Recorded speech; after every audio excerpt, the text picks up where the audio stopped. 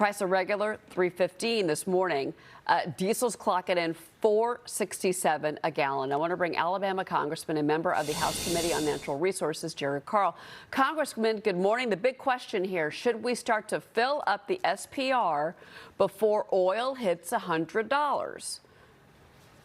Well, good morning, Cheryl, from the great state of Alabama. We should have never used the reserves for political reasons, and that's the reason the situation we're in now. On natural resources, we gave them fair warning when they started shutting the pipeline down what was going to happen. It's just been a domino effect. Now we're in a situation where we're going to pay more for it. The prices are projected. I saw that same article that you saw, obviously, in the Wall Street Journal, I believe it was in, at $4 a gallon. But we've got to get our reserves back up. This administration has made the mistake over and over and over again of poor judgment. But this one we need to do. We need to get that reserve back up and leave it alone. It's there for a purpose. It's not for a purpose of raising or lowering the fuel prices for we, the consumers.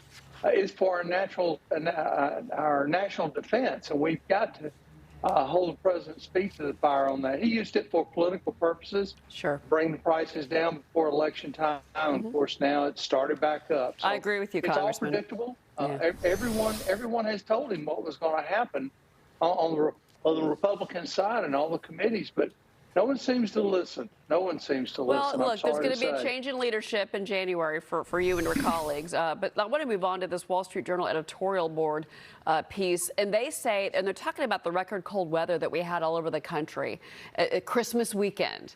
And their piece is titled The Christmas Electric Grid Emergency. Green policies left too many Americans shivering over the weekend. And, quote, unless the political class wakes up, the next time may be worse.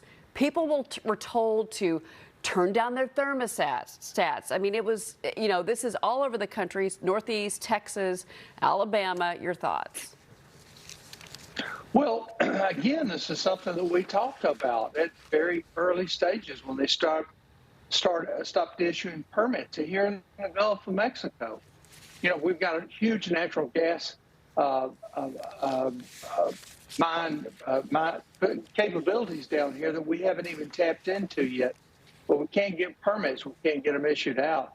So the president's paying for it. And where he's going to pay for it next month and the month after are actually the fuel bills that the people are going to get to heat and cool their homes.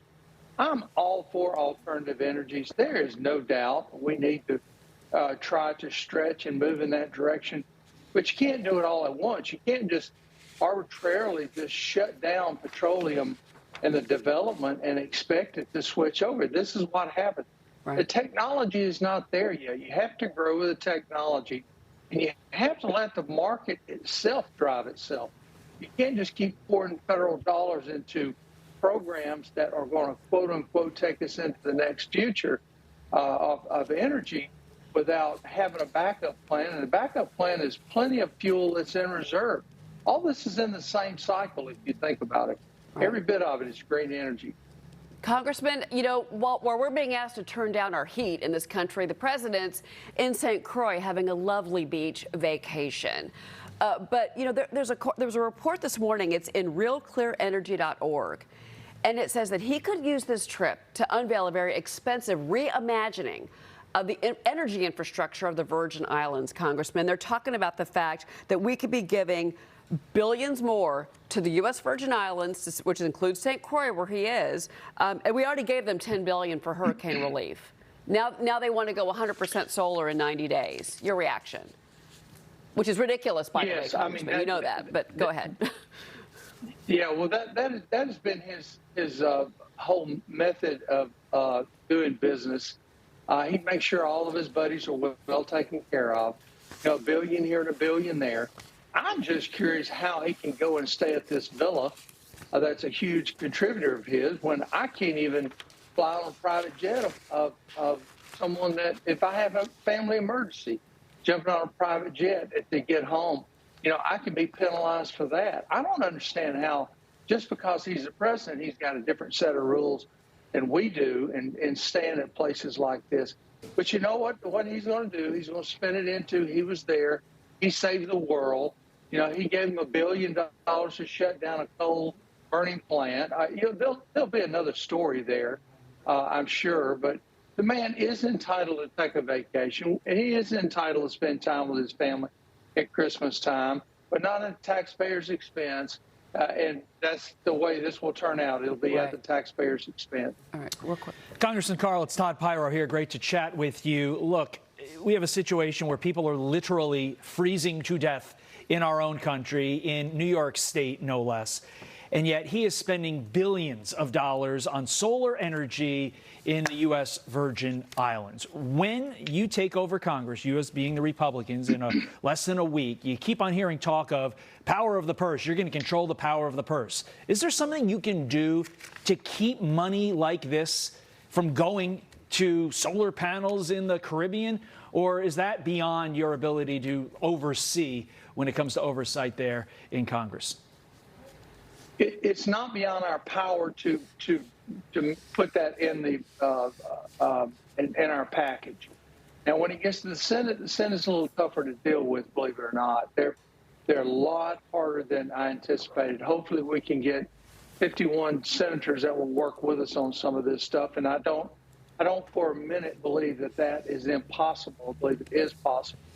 So you'll see us coming out. You'll see us defunding several things. We will be the bad guys. They'll convince everyone over the age of 65 that we're going to strip them down to all their benefits. I mean, there's going to be horrible things said about us, but we've got to start pulling these things out of these packages. Right. We've got to start focusing all this money on America, on our borders.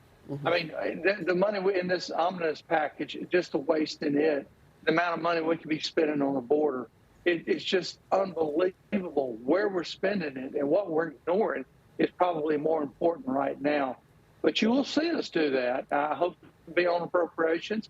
The committees have not been drawn up yet, but I've been politicking hard to get on appropriations. If I get on appropriations, you're going to see us do some things you're just like this. politicking hard. But again, it's going to be very negative until people understand what we're trying to do. I love that line, Congressman. Politicking hard. All right, we'll let you keep us posted if you get on that committee. It's always good to see you, sir. Thank Congressman you, Jerry God bless and happy 2023. You too. All right. Thank you, Congressman. All right, we're going to